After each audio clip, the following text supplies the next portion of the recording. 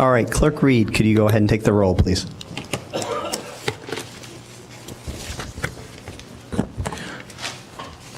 Alderman Nguyen.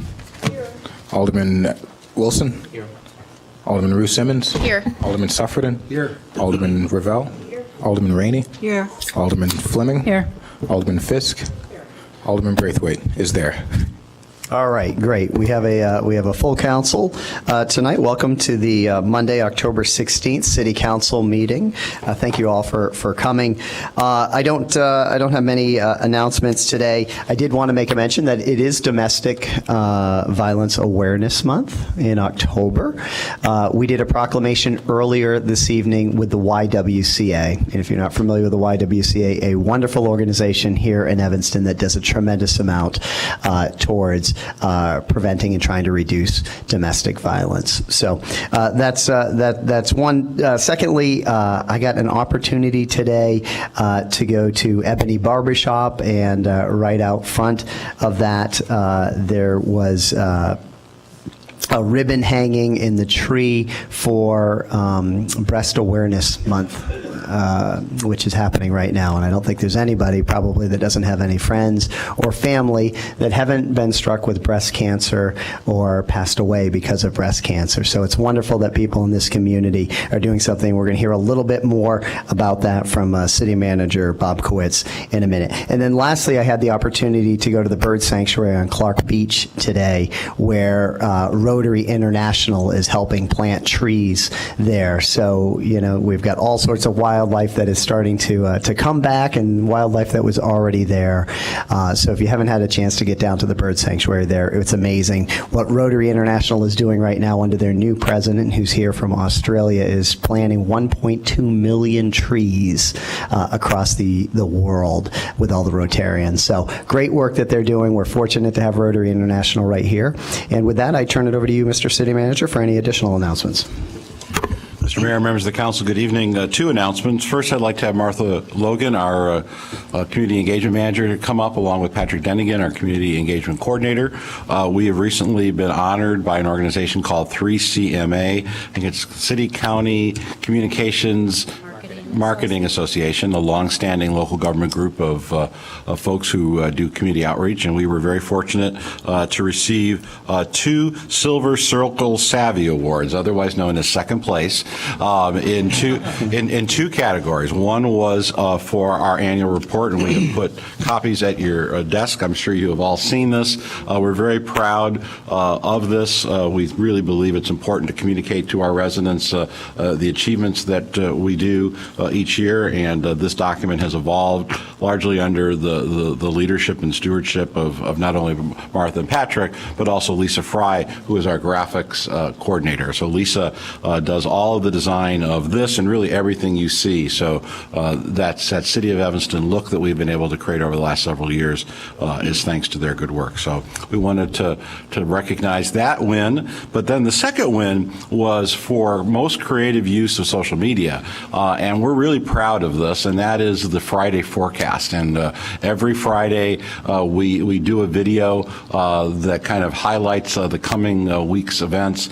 And I asked Patrick if he wouldn't mind, because he is Mr. Friday Forecast, if he wouldn't mind putting together a highlight reel. So what we have to show you this evening is a highlight reel, just to give folks who may not have seen this before a flavor of what we do every week. Hey, happy what we do every week, and I don't want to interrupt Tim Rose, so let's go right ahead.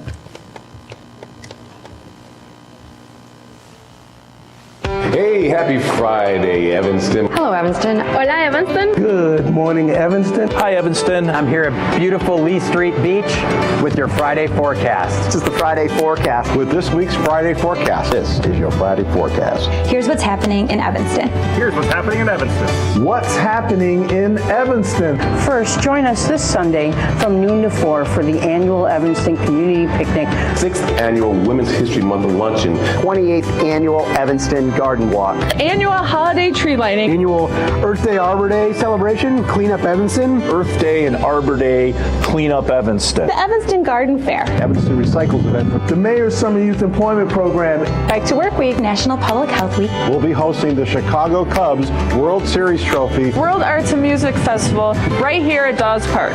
Bring the whole family. Bring the entire family. It'll be fun. Have a great time. You're not going to want to miss this. I hope you can join us. That's all for this week, Evanston. That's all, Evanston. That's all we have for this weekend. We'll see you at the grill off. See you out in the bike lane. See you at the job fair. Hope you have a great weekend. Que tengan buen fin de semana.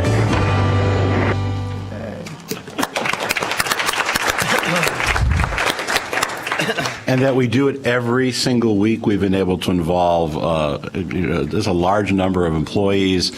Some folks do it in one take. Some folks take a few takes. But I really wanted to recognize, 3CMA is the professional association of city and county communications officers. So to get even a silver award is really quite an honor. So really on behalf of everyone here, all your coworkers at the city, Martha and Patrick and Lisa, who I'm sure is watching at home, we want to thank all three of them for their excellent work that they do. So thank you. Very welcome. Next, I'd like to ask Kim Holmes Ross, who many of you know for her many community activities. Kim came to us and asked for the city's help, and Alderman Ruth Simmons as well, with an event and activities that they're doing called Fight Like a Girl. So Kim, good evening. Nice to see you. Hey, good evening. Thank you. Happy Breast Cancer Awareness Month. Excuse my voice, I'm a little tired this evening. We appreciate the city supporting this event. We will be having October 22nd at Fleetwood. Breast cancer awareness, of course, affects 1 in 8 women, but particularly communities of color, and the numbers are just so disproportionate as far as diagnosis, prognosis, and mortality. So it's just really important to have these events, have these awareness campaigns. We had a great kickoff this morning. We're going to thank the mayor for coming out, tying a ribbon at the tree on Church and Dodge. People can go all week, tie a ribbon for a loved one you lost, not just to breast cancer, but to any cancer. And we just hope people can come out on Sunday from 3 to 6 at Fleetwood. I'm not sure if the flyer will be on the website, but we're going to get it around and get the word out. So I want to thank Alderman Simmons, city manager, the mayor, my alderman, Alderman Braithwaite, and everyone for the support. Thank you. Thank you. And I'm going to leave these with you, Alderman Simmons. For people You can bring him on up here. Can I bring them up? I didn't know if I could approach. Yeah. Absolutely. You can approach. Thank you. And Mr. Mayor, members of council, one other month we are helping with, and that's Domestic Violence Awareness Month. The YWCA is returning with their Purple Purse fundraiser event. If you've noticed, there is a very large purple purse in the rear of the Civic Center, and that I think we'll have it for the next several days to remind folks to be thoughtful about the YWCA's approach. They have raised hundreds of thousands of dollars over the last several years participating with this. It's a nationwide awareness campaign, but fundraising effort then is matched by the Allstate Foundation. And I know at least one year they won that nationally and brought in several $100,000 from the Allstate Foundation for that. So I would encourage folks to be aware of that campaign as well. So we try to be as supportive as we can of these community-wide efforts, and you've heard of just 2 this evening. And that's all my comments, sir. Terrific. Thank you, Mr. City Manager. Clerk Reed. I've got no announcements today. Great. We're going to move to public comment then. We've got 9 people that have signed up for public comment. You guys all know the rules here. We're keeping it to 3 minutes or less for public comment. If you've already heard the point you were going to make already made, then you can pass. That's okay. Everybody gets excited when that happens. Or you can come up and just say real quickly, hey, I just wanted to reiterate the same point. So the speakers that we have, I'll call them off in 3. Sergio Hernandez is the first one we have signed up, and then Claire Kelly, and then Janad Rizki. And as always, if you're approaching the 3-minute mark, I'll give you a gentle reminder that you got to wrap it up in 10, 15 seconds. Good evening, Mayor, city manager, city clerk, and council members. My name is Sergio Hernandez. I am an 8th Ward resident from the great 8th Ward, 1400 Kirk Street. I'm also a School District 65 board member and a member of the Welcoming Evanston Coalition. I want to reiterate again my total appreciation for making the commitment to protect some of our most vulnerable community members, and also some of the community members who contribute so much in regards to their hard work and their cultural contributions and background to making Evanston such an incredibly diverse and beautiful city, and making, again, just incredible contributions and honoring the tradition of our country. That is a country that's made out of immigrants. So I have my quick statement. So even though we have just signed, the mayor signed this earlier this evening, the Welcoming City Coalition, which is a lot stronger, and it takes away some of the carve-outs that were, again, endangering folks from the undocumented and refugee communities from getting due process. It still doesn't guarantee protection for our families from deportation. Trump is still, and his administration are still, hell-bent on trying to deport as many folks as possible. And even though I'm very happy with the implementation of our Welcoming City Ordinance and strengthening it, we really need to look at the implementation piece. And I just wanted to share with you, as well as the rest of the community members, that through the City School Council, I'm one of the members that from our District 65 board that participates in that group. We started discussing ways that we can try to work together to ensure that we have services from our city and from our school districts, from D202 and D65, to make sure that this policy gets implemented along with our sanctuary school policies in a way that really benefits and provides supports and resources for families who, again, might have a parent who may go to work one day in the evening, the second or third shift, and maybe there's a raid, right? And then again, we can't prevent the feds from, doing raids. Again, we can protect our families, but again, they can go into a factory, and it's not City of Evanston. They can do whatever they like. So what do we do for those families who get who lose that main breadwinner, right?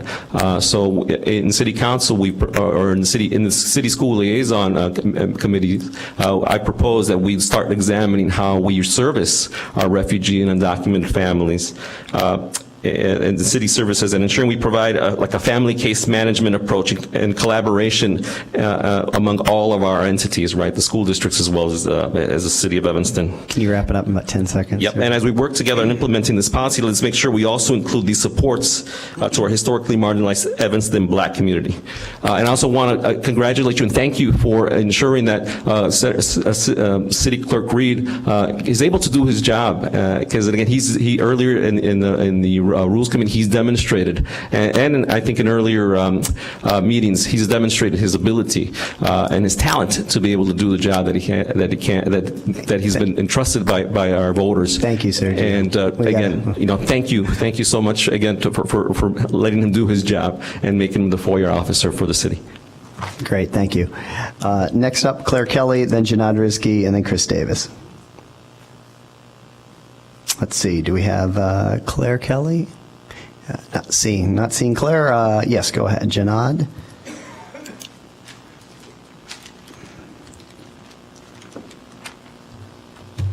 Oops, somebody left there. Ooh. I think Wally needs the money for the budget, but I'll take every penny. at the last council meeting, a member stated the public was presenting misinformation at the council meeting. Tonight, I believe city staff is presenting misinformation. The Howard Street TIF and the Ward 8 and the Peckish Pig are not the great successes the memo suggests. As of today, I would look at this and say there's a net loss here, possibly of over $400,000 to taxpayers. Of course, that's if you look at real-world money, not the city's analysis. What's glaringly missing here also is how much staff time was used on Howard Street. I believe that TIF was never charged a penny for staff time, and that's a lot of money. TIFs typically, historically, are charged money, and this one wasn't. So that's not real money here. Again, I suspect over $100,000 a year was lost here in that. Also, The patio was one of the most famous patio was built by city workers, of course. And here again, when the bill was presented, it's questionable whether all the costs were really added up. Add up the years of this TIF and the alderpersons, all the other funds that have been diverted to Howard Street, well beyond these funds, and add them there, which this memo doesn't do. I would estimate we're probably talking $1 million, if not more money, which is $80,000 a year. The city notes the Peckish Pig employed 38 people. Okay, how many of these jobs are really going to provide a salary with benefit? You know, I was at the Oktoberfest, and two of the high-rises were there trying to rent their apartments. A studio apartment here rents in those buildings for close to $2,000. How many of these employees would it take to rent one of these units? For council members are really interested in racial equality, how many black businesses got any funds on Howard Street? I would suggest small black businesses and churches were chased out by the city. Also, an interesting thing was that happened with Ward 8. HUD funds were used to renovate the apartments above Ward 8 for the proprietors of the business. I found that very interesting. A second apartment was left vacant for months when the city owned the building. I thought federal housing funds for equal access to everyone in the community. To me, it appears they were misused. Maybe the council should ask for a memo from staff on this. And why this memo tonight? I feel Theo Ubleek is just adding more to the mess. The council should probably consider rejecting Theo Ubleek now and ending that contract, because it's really, we don't have any money. We're clearly going to hear that tonight. And really, did this stabilize the neighborhood or really drive out small black businesses and churches to put in saloons and bars? Thank you. Yep. Thank you, Janan. Next up, we've got Chris Davis, then Alex Morgan, and then James Gendon. Good evening. Nice to be back in this chamber, although I have to say the Rules Committee reminded me of some of bad old council meetings from 20, 25 years ago. I'm a 50-year resident of Evanston, and I was served as city clerk from 1985 to 1997. I am not an attorney. However, I was president of the Northwest Municipal Clerks, president of the Municipal Clerks of Illinois. I earned the designation of certified municipal clerk and a member of the Advanced Academy.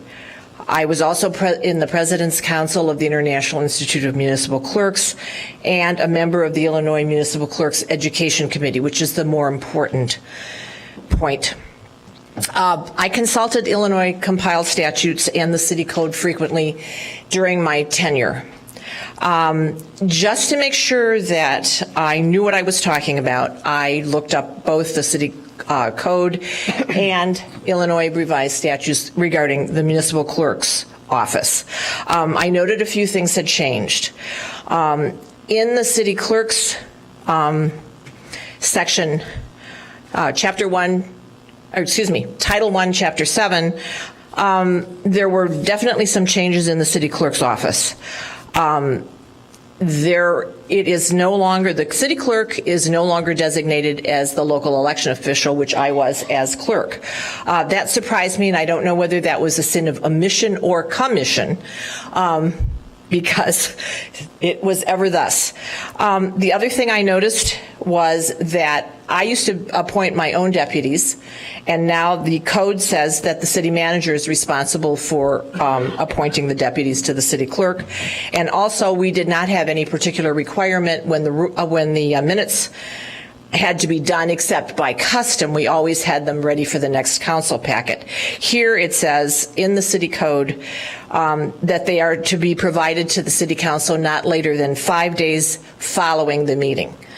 In the Illinois compiled statutes, the one change that I noticed, that the municipal clerk shall have other duties as prescribed by the corporate authorities. That was not spelled out previously. So there have been changes. I had offered Clerk Reed my assistance when I met him shortly after the election. I stand ready to do that as well. And just a side comment. FOIA was so much easier when there wasn't so much technology, I have to say. People would just walk into the office, say, I need information on such and such, and I'd say, okay, let me find the files. You can have it. If something was a real complicated request, I'd say, why don't you fill out a FOIA request, and we'll get back to you when, within the designated time. Can you wrap up in like 10 seconds, Chris? Oh, no, I'm done. Okay. Oh, thank you. That was the side. Right at 3 minutes. Yes, thank you. Okay. the appropriate documents. Terrific. Okay. Thank you, Chris. We got Alex Morgan, then James Gendon, then Ted Smuckler. All right. Good evening again, Alex Morgan. I am coming up here this evening because many of you know I lead a political organization, but always consider myself an organizer. And during your campaigns, I spoke with many of you about the powers of digital advertising.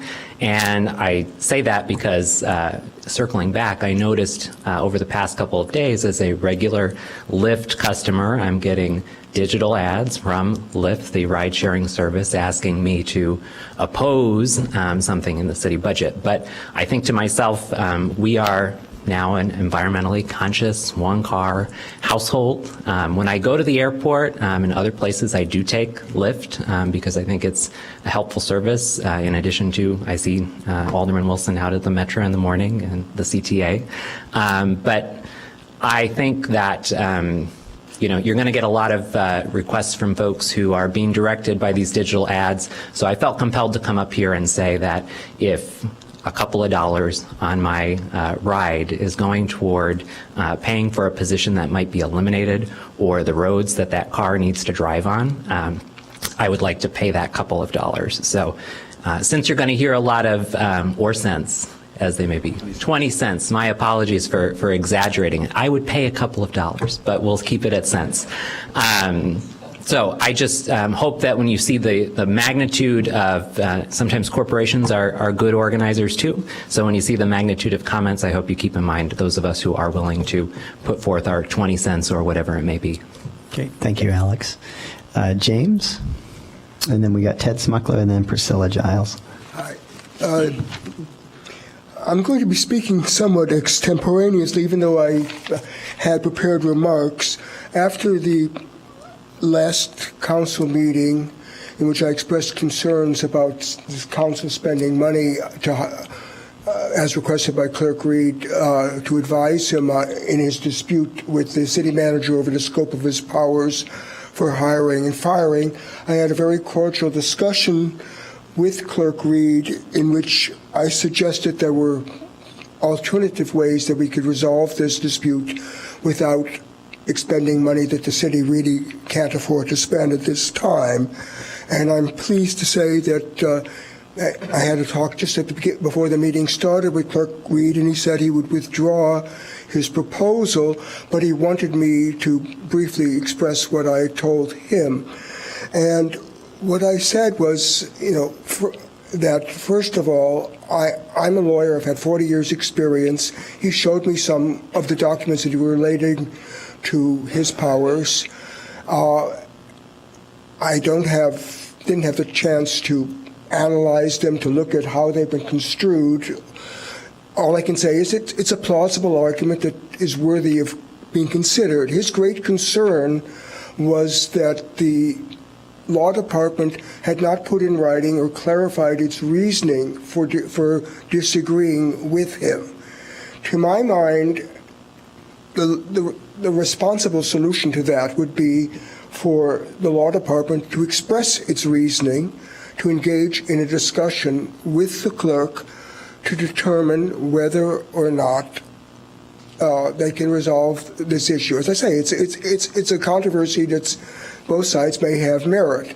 If they can't resolve that, the solution shouldn't be to spend money so that we have two sets of lawyers fighting each other, but rather I would suggest that Clerk Reed would present to the council his position, the law department would explain their position, and if the council believes that the powers should be given to the clerk, that they should pass some sort of an ordinance or resolution that would either clarify or amend the existing situation. I think that's a very good resolution for it. I'm glad that the clerk agrees with it and will withdraw his proposal. And I do hope that once again, as I've seen tonight, there's a very civil discourse among city officials that I was very pleased to see, and I hope that's the way we can resolve this issue too. Great. Thank you. Ted Smuckler, then Priscilla Giles, and then Betty Esther is the last speaker. Thank you for letting me address you again, Mayor and Clerk and City Manager and Alderman. Before, right when the position of Equity and Empowerment Coordinator was created. Our Evanston Justice Team discussed the need for maximum citizen involvement in this project and for doing equity in a serious way. And we proposed and had an open letter that there be an Evanston Equity Citizen Board. So we were very pleased to find that you were creating a commission to work with the equity coordinator. And we put this position out before Ms. Evian was hired, so it's not about her in any way. We became concerned when we saw some of the language of the ordinance that you're going to be voting on tonight. I believe you're going to be voting on. I don't have it in front of me, but there are several things I'd like to highlight. I mean, in terms of the powers and duties, there's a section that talks about how they want to study and try to eliminate intergroup conflict, bigotries, and prejudice. And, you know, I'm not an expert, but I have read a lot about equity and how equity programs are done in other cities. And it's really not about individuals and individual feelings. It's more about resources, outcomes, and opportunities, and structural issues. I don't know if we can seriously think we're going to eliminate bigotries with a commission or prejudices. There are some other things that are a little troubling too. One part of it talks about wanting to have equity for everyone in the community, which is it sounds like a noble statement, but there are people who benefit from inequities, right? White supremacy has some winners. And, I think it really should be directed, the work should really be directed at communities that have been marginalized over time and have not had the power to create equity, right? I also would like to really emphasize the need to get good people on the committee, including on the commission, including people who have had a track record in organizations and in their work of working on equity issues.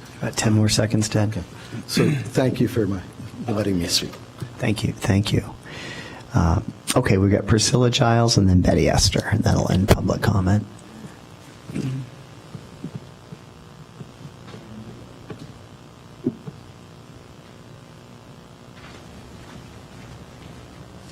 I just want to remind everyone on the dais that you were elected or hired to represent all of the people in Evanston.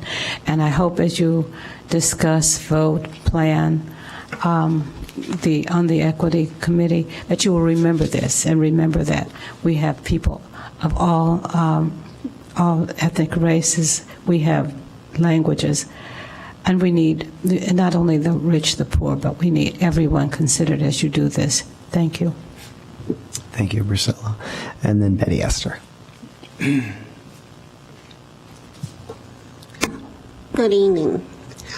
At the last council meeting, Leslie Williams, she spoke about the Equity Empowered Commission. She spoke eloquently. She talked about the things that was lacking. And one thing that came across that she addressed that was lacking was the addressing the issues of the Black people, which was dealing with the Evanston Police Department. That was not addressed in this proposal, or how will it be handled? We, the Citizens Network of Protection, we have a proposal out in the community, and this proposal that we have put forth to the mayor, you, the city council, and the community is a bold step forward. The solution paved the way for systematic reform of the Evanston Police Department, not mere incrementalism. The proposal would revamp the broken complaint process and restore trust between the community and the police. Thank you. Thank you, Ms. Esther. Oh, you were crossed off? Let's see. Okay. All right. So I see that you were crossed off. All right. Come on up and then just announce your name again. And you've got 3 minutes or less, and you'll be the last public speaker. Okay. Hello. My name is Jackie Prince, and I just wanted to follow up on what I spoke on last, September 25th meeting in regard to homelessness. It appears that we are falling in through the cracks because we are former working class people. We're currently still working, but people don't recognize that. What happens when you're homeless is you register through a central processing system, and if you are mentally disabled, physically disabled, have an incurable disease, are a former vet, are elderly, or women with children, you get first priority, which I absolutely understand. But those of us who don't meet any of those criteria, your wait time could be in excess of 7 years, which is inhumane. No human should not be able to get first month's rent security deposit just to help us get on our feet, and we could take it from there. So when you're discussing budgets and giving things to Connections for the Homeless or anyone else, please try to look deeper into that and see how that's being used. Who is going to benefit from this? Because we have a whole section of people who, if they get SSI, they're being helped by the SSI checks, and they're being helped getting housing. The rest of us aren't. And Connections for the Homeless is only open 2 days a week. I also want to say I'm so excited to see the diversity on the City Council, and I want to say congratulations to Clark Reed, to Ruth Simmons, who I never met before, and to Ms. Fleming. So I'm excited about that because I think you have a better representation of Evanston. Last but not least, I grew up in Evanston, been here on and off since I was 7 years old, and I think this place looks like an absolute mess. There's construction going on 24/7.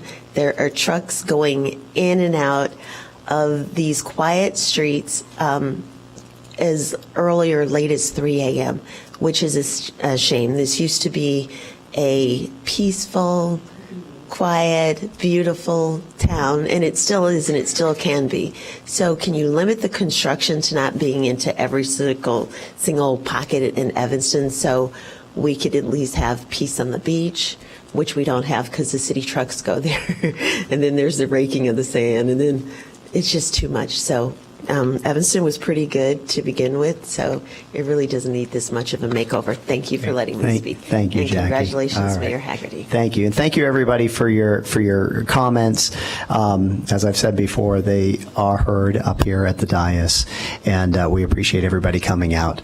So now we're going to move on to the agenda. We have several items of special orders of business today. SP1. Is the first one, and SP1 is the approval of September 18th, September 25th, October 2nd, October 4th, and October 9th City Council meeting minutes.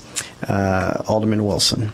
Thank you. Clerk Reed and I conferred about the September 25th minutes. There's in everyone's inbox a revised paragraph regarding the prior SP1 from September 25th.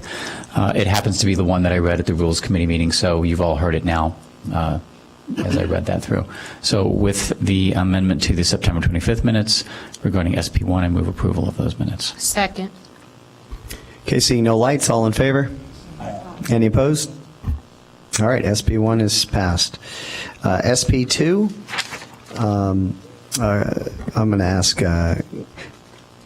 Clerk SB2, yeah. I'm going to ask Clerk Reed if you just want to address this. This is the authorization and budget allocation for hiring special legal counsel. So I am going to pull this pursuant to the agreement that Mr. Ginden and I spoke to. But Enith, do you have the slide that I sent you? If you're able to pull that up very quickly.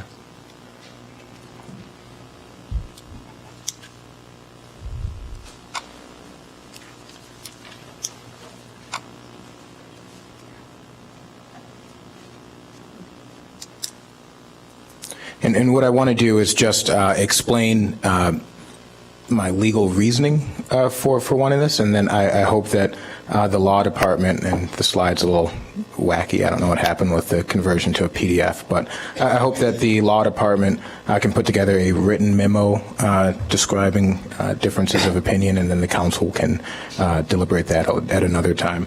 But I just want to quickly walk through the slides and give my reasoning for believing that the clerk's office. One, I'll start with Chapter 8. If you could just move to the next slide.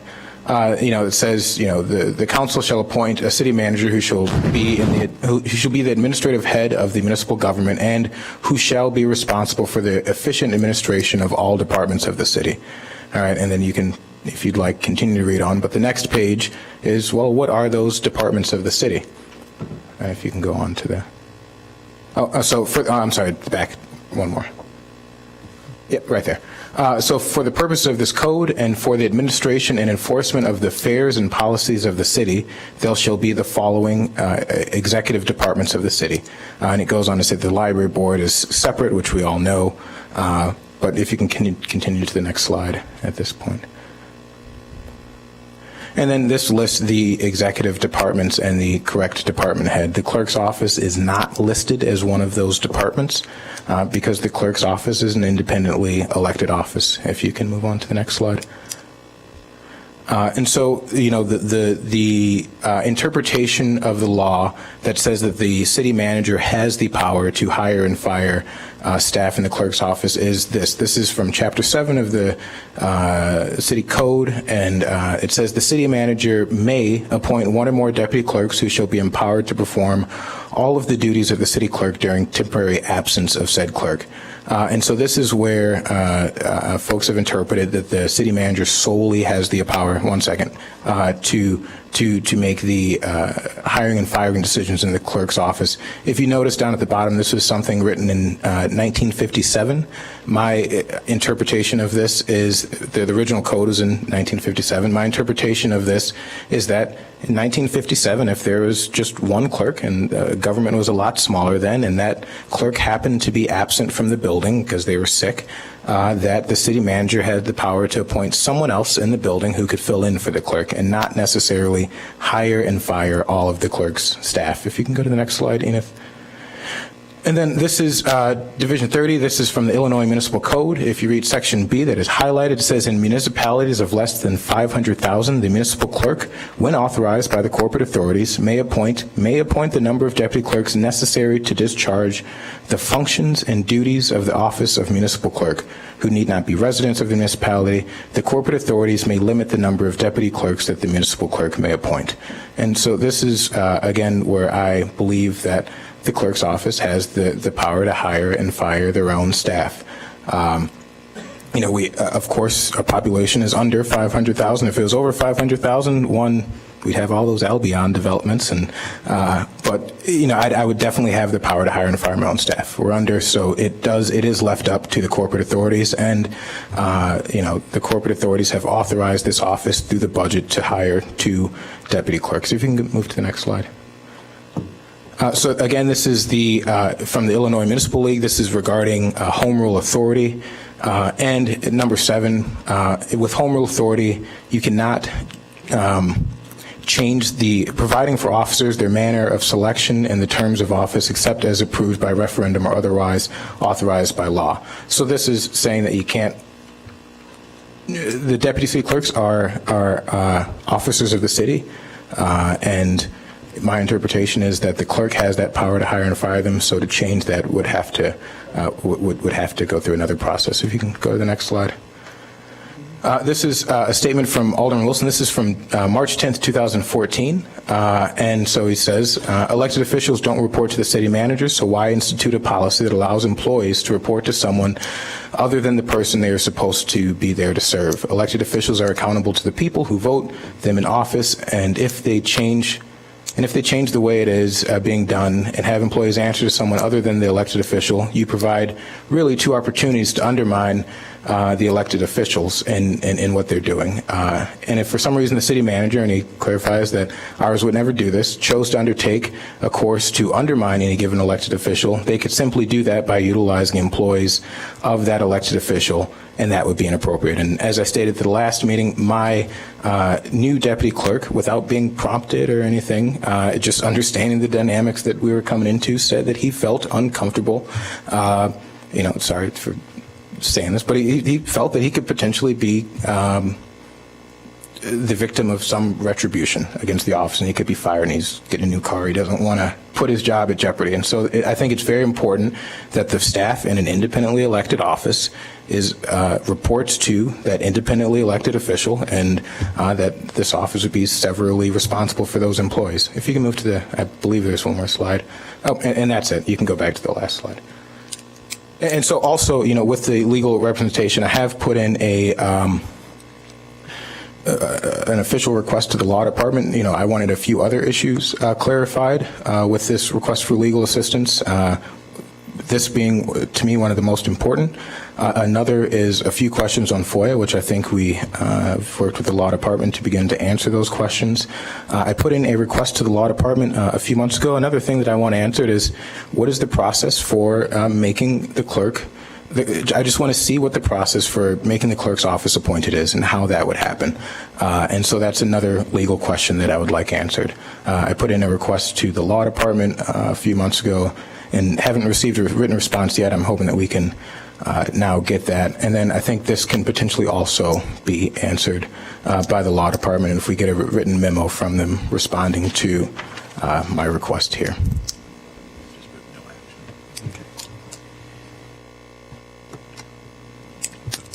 Okay, so to summarize all this up, Clerk Reed, make sure I've got this right.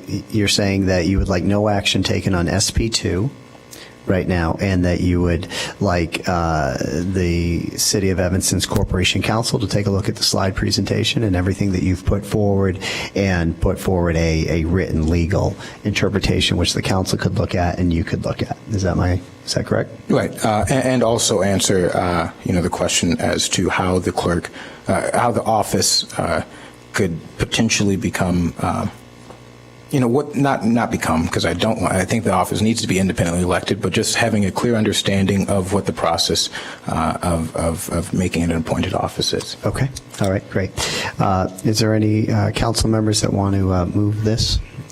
Alderman Fleming? No, I just had a quick question, and I don't know if I can ask legal to clarify this, maybe even in the memo, but in the near future, I know we heard from a former clerk, but has the clerk in the past, I don't know however many years, but hired or fired their deputy clerks? If you could add that to whatever memo you're providing, that would be helpful for me. Well, I can answer the first question right now with respect to how the clerk becomes appointed. That's via a referendum. I've made that information known to him, so I don't need to put that in a memo.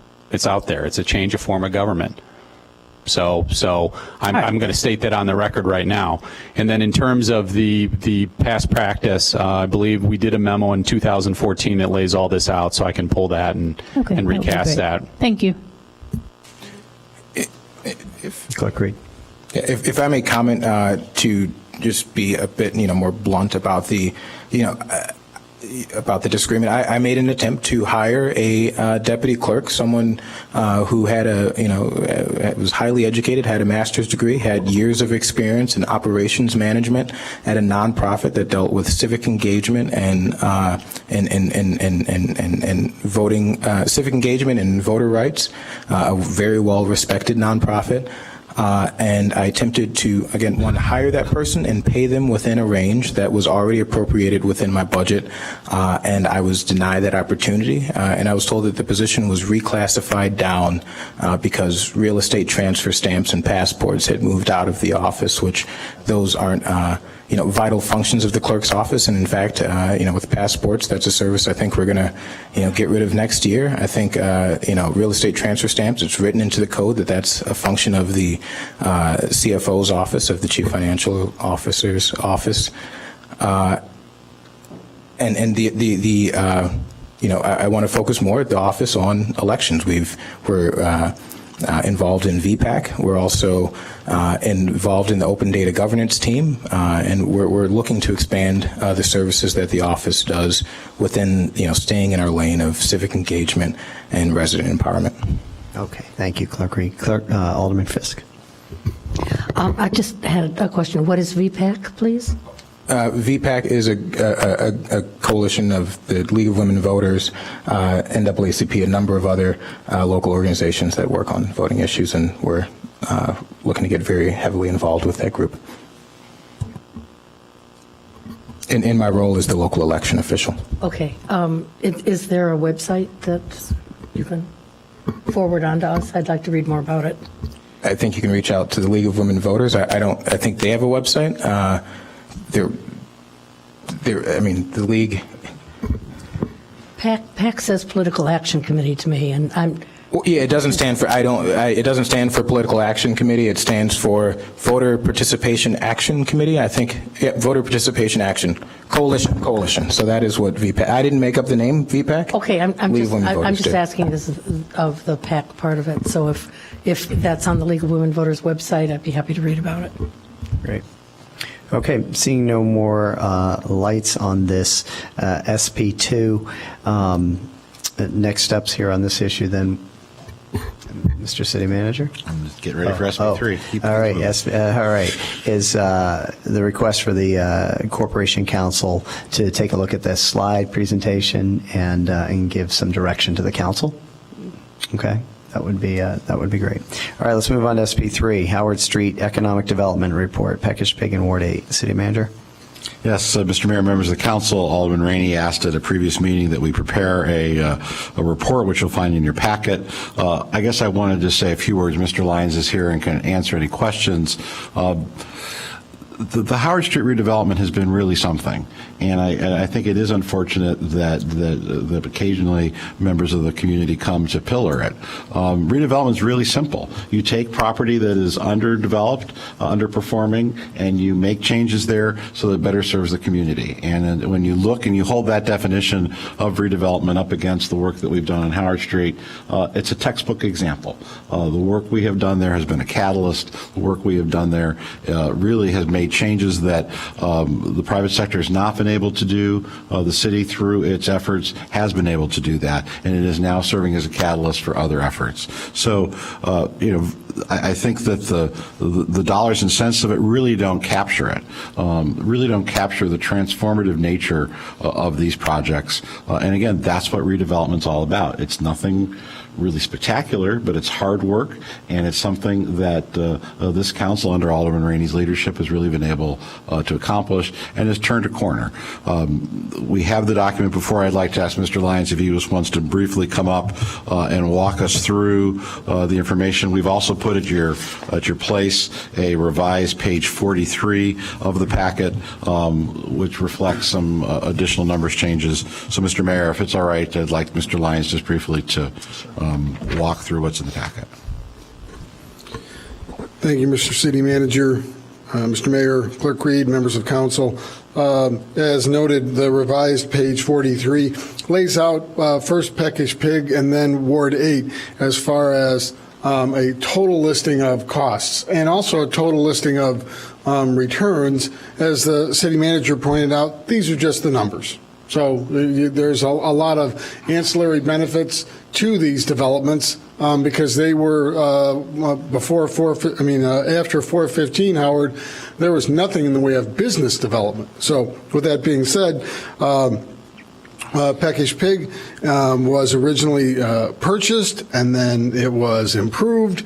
Going down, that's our first two items. The sale price that we hope to do, $415,500. Both of these buildings, we're hoping to sell them back, and that hasn't happened with a lot of our other developments. So from that perspective, Howard Ridge is different than other TIFs or other developments that we've had. And we also then list the rent received, $260,000. We are vague regarding liquor tax and sales tax. We cannot give individual information, although Mr. Zalmazak did go and actually ask the owners for their information. That we can do, but I cannot, as I sign an agreement once every year that says the city will not release home rule sales tax, and liquor falls under that, and so does our home rule sales tax. So we can't release it on an individual basis. We can tell you that both are doing well, and both are returning sales tax at a greater level than the precursor businesses, and that's benefited the city as a whole. And then the last thing that we have in both cases, well, I won't say the last thing, but we talk about property taxes, and you can see that it's important to note that the property tax for a Peckish Pig went from $24,000 up to $44,000, and that's still pre the assessment. So that's without a triennial that really made any big difference with the 15 and 16. So that is reflective of all of the improvements. Then down just below that on Peckish, that we had a resident come up and talk about the patio loan construction. And yes, this was a project that was done on a city property. So having city employees work on a city property, it was actually a lease improvement, and we worked out a deal with the property, with the tenant, to actually pay for that improvement. And that's just the relations between a landlord and a tenant. And in this case, the landlord staff did the work. We could have outsourced it like we do a lot of other facility work, but we had internal staff with the capability to do sewer work and some of the things that were done at the site, and so it was done. But it's clear that you see the construction loan amount and the payback. So Ward 8, then dropping down to, and I'm sorry, I skipped one of the very first thing I should have mentioned. Peckish Pig does have 38 jobs that were created. Not all of these are full-time jobs. We have a variety of people working at the facility, but it is a very active place. Jumping down to Ward 8, you have 4 jobs created, a slightly smaller venue, and also the owners. When you say how many jobs are created, well, the owners, if you've been in there, they are there all the time. So it's a slightly smaller operation. Again, we're trying to be consistent and show that we have an acquisition price. We did have CDBG residential unit improvements. Anyone who was aware of what the upper floors of that facility looked like before, the after is much different. And it is still a rent-paying area. And that is why we have CDBG funds, so that we can make improvements to facilities that need them, and this is in the CDBG project area. Again, after that, you see rent, liquor tax, sales tax, and then the TIF for leasehold improvements. So the TIF did pay $100,000 for improvements for the facility. Finally, the CDBG loan repayment, $19,000, and next would be property taxes received. And a similar story on a smaller site that it's up at 11.7 from a low of about 6.7, so a 40% increase in the taxable value of the property. And then the last thing is were this to be sold, a sale price of $362,650. So I'm sorry, thank you. So.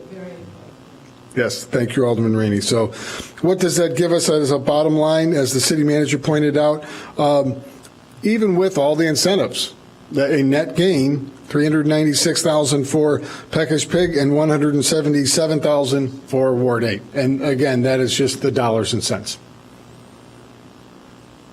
Are there any questions for Assistant City Manager Lyons?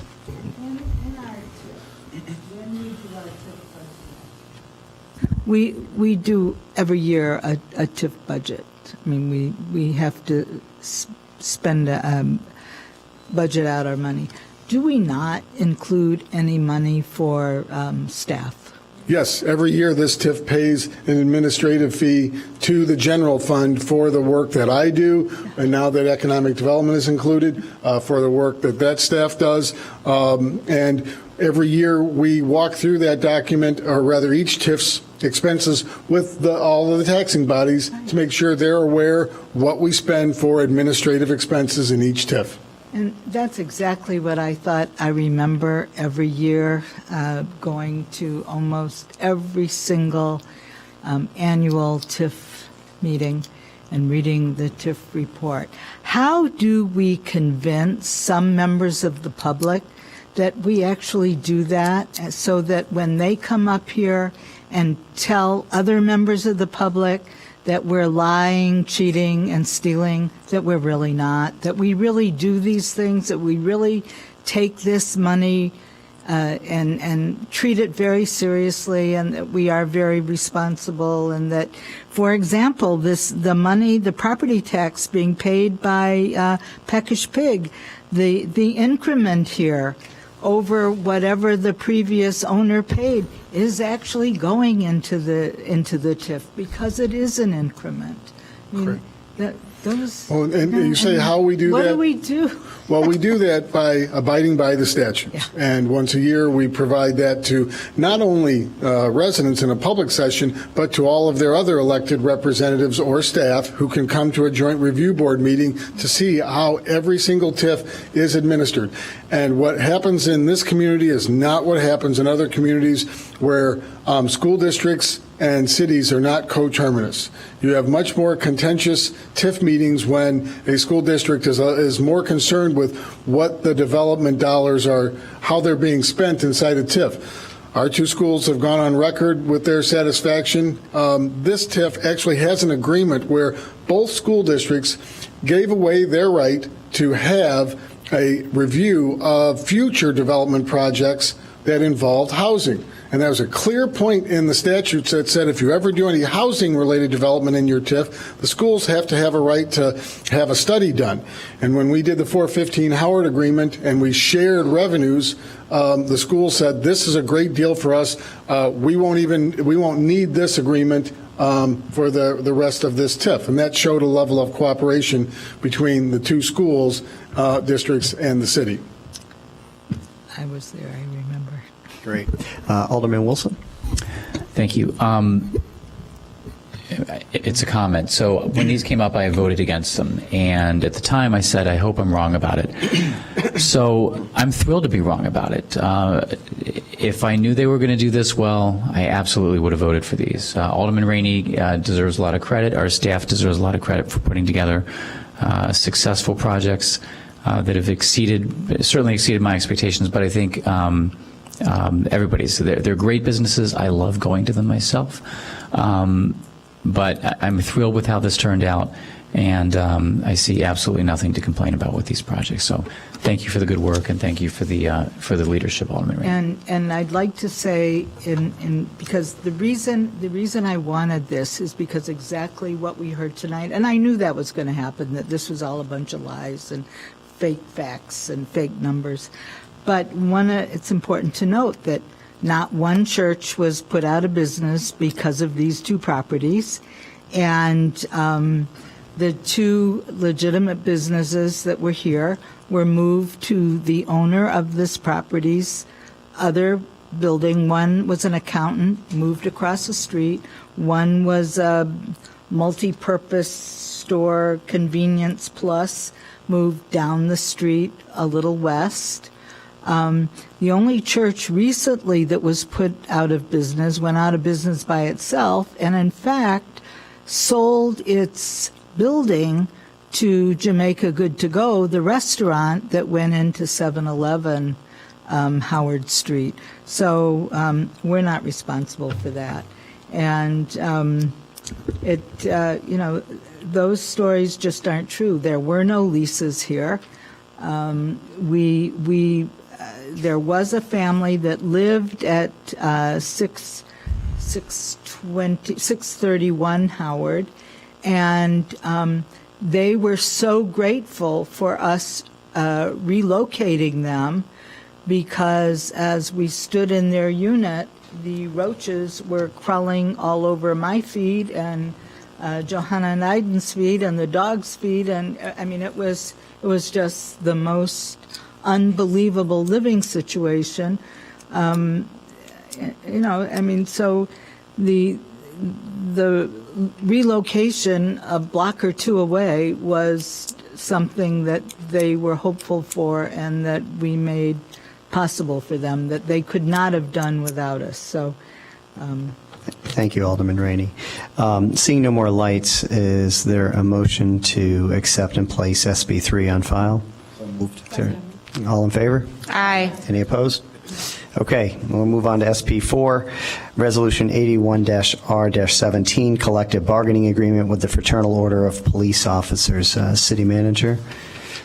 Mr. Mayor, members of the council, this is the item is self-explanatory. We're happy to bring this before you, a 2-year agreement, retroactive to January 1 through December 31, 2018. Happy to answer any questions. Okay, seeing no lights, is there a motion? approval. Second. Okay, this is going to take a roll call vote. Clerk Reed, could you take the roll? Alderman Nguyen. Alderman Wilson. Alderman Ruth Simmons. Aye. Alderman Suffredin. Alderman Ravel. Alderman Rainey. Alderman Fleming. Aye. Alderman Fisk.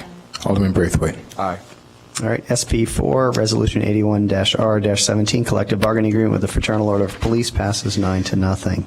SP5 is Ordinance 85-0-17. It's creating Title II, Chapter 12 of the City Code, forming an Equity and Empowerment Commission. This is for action. Second. Alderman Fleming? I would like to, may I make an amendment? I don't need to hold it, just want to make an amendment. Is that possible? Okay. Okay, sorry, I'm still learning the Robert's Rules of Order. I'm going to study it. Me too. When we don't have 500 pages to read. So I would like to suggest here in membership 2-2-2, instead of Part B where it has 3 members with experience, I would like to increase that to 5 if possible. I think if this is a new endeavor that we're taking on, and this commission is going to help Dr. Ephraim complete her work, I think it's important to have people who have a little more experience in the group, and that still leaves 2 spaces for people with not as much experience but some interest. And I don't know how to add this in there, but I also think it's important to have someone who is bilingual, since we did hear a few commenters come up last month talking about the importance of hearing from the Latino community, particularly those who don't speak English as a first language, so that someone in this commission can communicate with them around outreach and such. So that's a motion? And I'll second it. And then I think I'll second the motion. I think it's just a recommendation to the mayor. But doesn't it have to be a motion to change the ordinance that we have? Yeah, it's an ordinance, so. It's an ordinance. So Alderman Fleming, that's a motion to amend? Okay. And Alderman Braithwaite seconded it? Yeah. Okay. So from 3 to 5 members. Okay. From 3 to 5 and including a bilingual person. Okay. So we've got a second on that. Seeing no lights, all in favor of that amendment? Aye. Any opposed? Okay. All right. Seeing no lights, does anyone want to move SP5? Oh, excuse me, sorry. And that was seconded. All in favor? It's an ordinance, so we have to. It was second? Roll call. Excuse me, this requires a roll call. Sorry about that. Okay, so SP5 was moved and seconded. City Clerk, can you take As amended? As amended. Thank you. Thank you, Alderman Braithwaite. You're welcome, sir. Can you take the roll? Alderman Nguyen. Alderman Wilson. Aye. Alderman Ruth Simmons. Aye. Alderman Suffredin. Alderman Ravel. Alderman Rainey. Alderman Fleming. Aye. Alderman Fisk. Alderman Braithwaite. Aye. Okay, SP5, the Equity Empowerment Commission passes as amended 9-0. Okay, SP6 for appointment is the Climate Action Resilience Plan Working Group. We have 16 members that are put forward here. Additionally, we have a chair, Matthew Mitchell, being put forward for the Citizen Police Complaint Assessment Committee. This is for action. Second. Anyone want to move it? Oh, I'll move. Second. Okay, seeing no lights, all in favor? Aye. Aye. Any opposed? Okay. Move on. Oh, excuse me, Alderman Rainey? I'm not opposed. I just have to ask a question. Oh, sure. What is, Oh, we can't hear you. I'm concerned about the quorum of this committee. Oh. Yeah, so the I think I'm going to make a suggestion, and this should come from the Rules Committee, but it's not. I think you need to make a special rule for this committee. I just don't see, it's too big. It's way too big, and I think you're going to need to make a special rule for quorum. For quorum. Okay. Well, Well, we can't do that now. So we'll take, Not now. yeah, we'll take that, well, let's do this. We'll take it under advisement. If we encounter a quorum issue, we will, And this is an we'll bring ad it hoc back. committee under the Illinois Open Meetings Act, and so there are different So requirements. maybe no rules at all? And we'll, if we need to, we will come back. Okay. All right, let's move on to SP 7, which is the 2018 proposed budget. City Manager? Yes. Mr. Mayor, members of the council, it's a little before 10 o'clock. If I could get the clicker, I'm going to walk us through the presentation this evening, which is our introduction to the proposed 2018 city budget. We have talked about this in different venues over the last several weeks, so we are starting discussions I hope will be in every ward over the next couple of weeks to talk about the proposed budget. But let me just make a few introductory comments as the department directors come in. This is a very strong community. The finances of the city, our expenditures, what we do to provide services to our residents are very, very strong. What we are experiencing with this proposed budget is a structural shift, largely because of a change in building permits. We have heard this from me before, and we'll talk a little bit more in detail as I go through the presentation this evening. I believe that by the changes I am proposing in order to balance the budget in the general fund, we will be able to transition through that shift, bring the budget down to a much more realistic, manageable level with that change in those building permit revenues and be able to move forward. So while $6 million sounds like a lot of money, the context of this in our overall budget, certainly the general fund, certainly all funds, is still a relatively small amount. Unfortunately, there are layoffs, and we will walk through those proposals and some of the reasons for them. Our hope would be that we would talk in more detail about this as we progress through, and I'll touch on the schedule of proposed meetings as we move on. But I really just wanted to start by saying that many other communities in the Chicago area, many other communities around the country, I think would look at the diversity of the economy, the diversity of revenue sources, and the diversity of services we provide.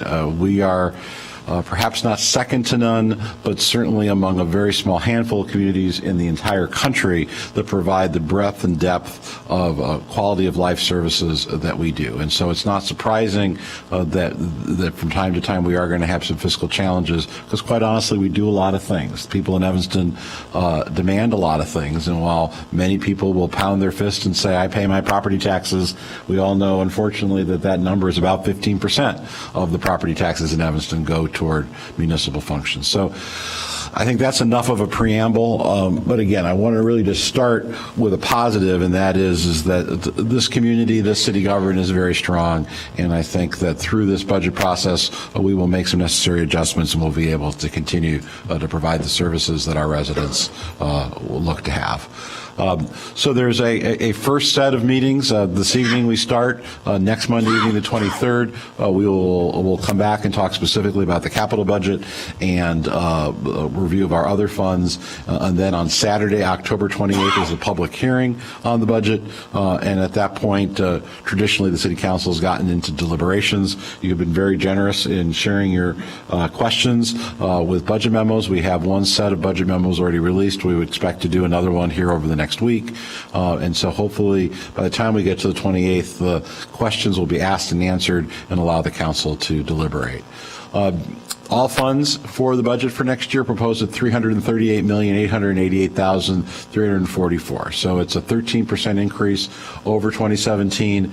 Almost all of that all of it is outside the general fund. And as you can see here, the library is proposing $6.3 million of increased spending in their capital, and that, as I think we've talked about a couple of meetings ago, is another sort of red letter issue with this budget, that the council is going to have to grapple with how much debt we are willing to issue for capital projects, and that debt of the library falls under our debt caps, and we have to look at that. Some increased funding in our TIFs, which we'll talk more about next Monday evening. The Crown Capital, as I think you're all familiar with as we move forward with that project, some serious money will be expended starting in 2018. We'll talk more about that as well next Monday evening. And then the Water Fund, a long-awaited improvement of an existing water tank adjacent to the plant on Lincoln, plus other investments there, and we'll talk more about that as well on the 23rd. This is a newer graphic which got a lot of play at the 8th and 9th Ward meeting, and I think is a very useful graphic to kind of show a little bit of where all this money comes from. And again, that $338 million general fund, or excuse me, overall budget is just 118.5 of that's the general fund. So if you look at some of the other spending, debt and pensions, all for services rendered, $35.7 million.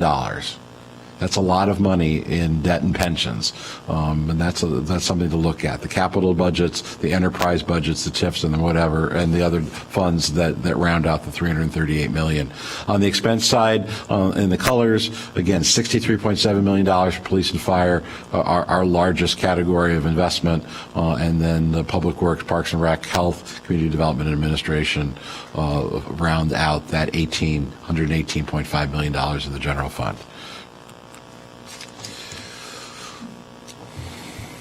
Alderman Braithwaite. Thank you. Wally, just a quick question. What's the difference between enterprise and capital versus capital? Enterprise and capital includes water and sewer plus the capital associated with water and sewer, and then capital is the remaining capital investments citywide. Thank you. Water fund, again, we'll talk more about this next week, but proposing a 7% increase in the water rate, a 4% decrease in the sewer rate, which is a net zero increase to our customers. We need to continue to invest in water infrastructure. The debt that we have issued for sewer decrease. And if I can just take a moment, yesterday, many of you know, over the weekend, I think it was Saturday, was the largest rainfall ever recorded on a single day in October at O'Hare Airport in history. We had almost no complaints about sewers.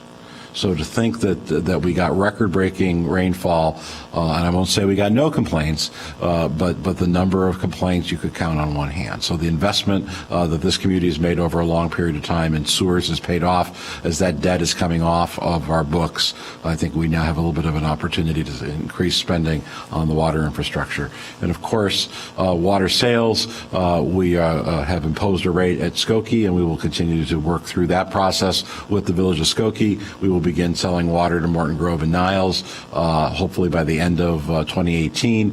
And then this budget, for the first time, reflects some additional revenue coming in from the city of Des Plaines, being a customer of the Northwest Water Commission. Crown Capital Fund, we've talked about in previous meetings. We'll talk about more on the 23rd, but that is a part of the budget for the first time in 2018. The Parking Fund, there are several points within the operating budget in the general fund that talk about parking issues. We think that this is a project that we would like to continue through 2018 to really focus more broadly on both parking and transportation issues. So general fund baseline, $112.4 million in revenue.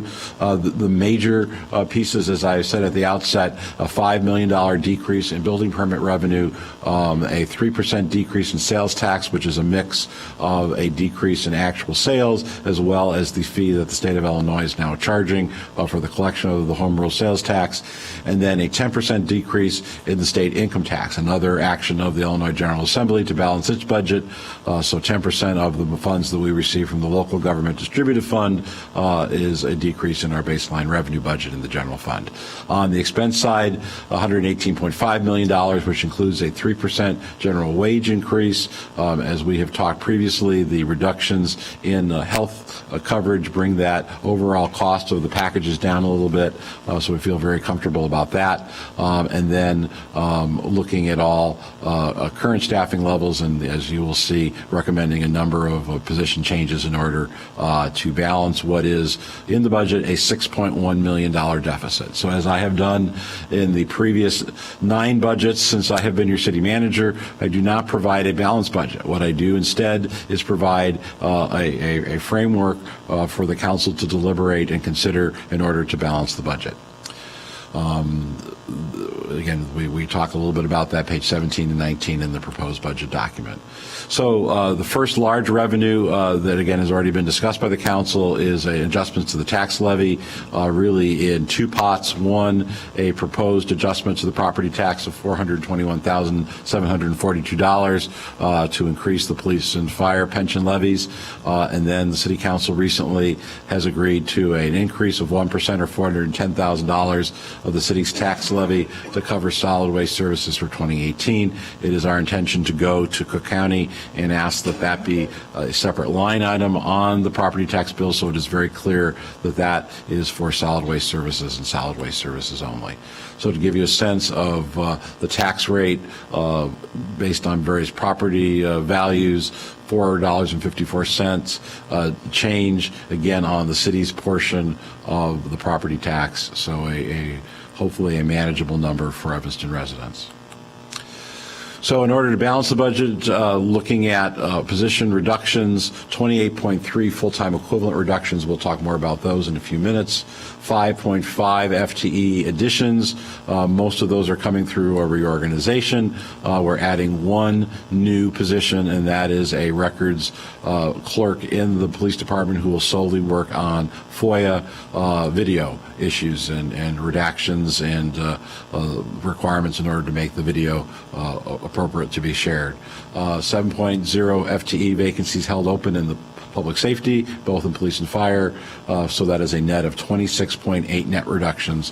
In addition, all of the departments under my direction have included in their base budget a 4% reduction. Early in the budget discussions with the council, there was a lot of interest in making sure that we look at line items such as travel and training and furniture and other non-personnel costs.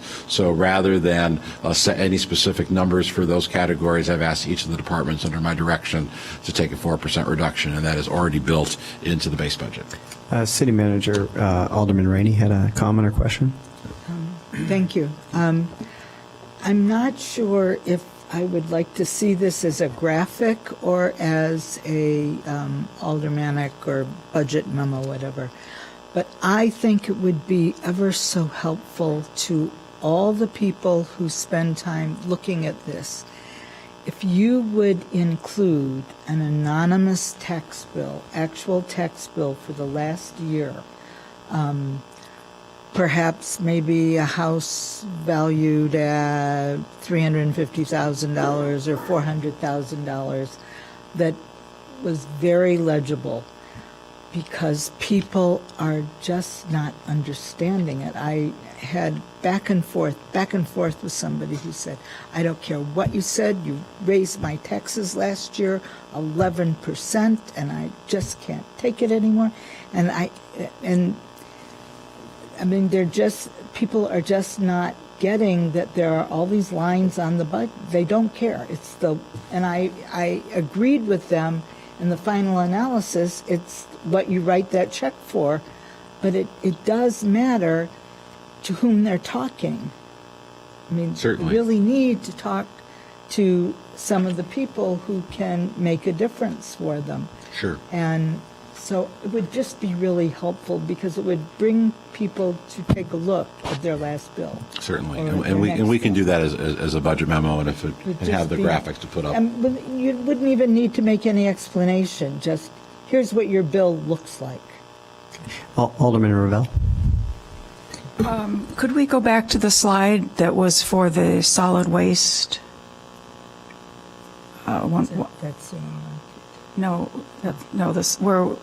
Oh, yes, I'm sorry, at the bottom, that last one, wait.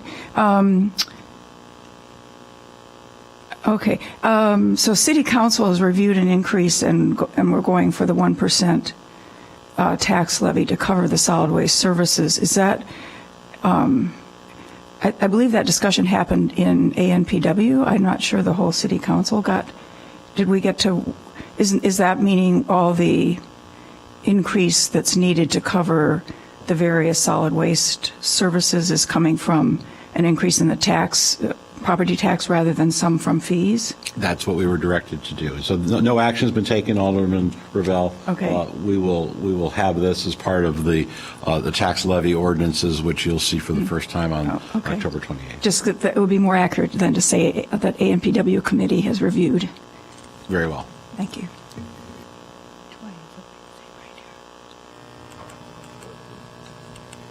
All right. So as part of this, there are some proposed reorganizations. Ricky Voss, our longtime fleet manager, or longtime manager, who most recently has been in fleet, is retiring at the end of the year. We're proposing that position not be filled, but instead reorganized with our facilities management division and merged as one division within our administrative services department. We're proposing moving the economic development division back to the community development department from the city manager's office where it was a few years back. One issue that has gotten lots of attention and we will talk a lot about over the next few weeks is a proposal to move the functions of the Social Service Bureau within the police department to the Health and Human Services Department.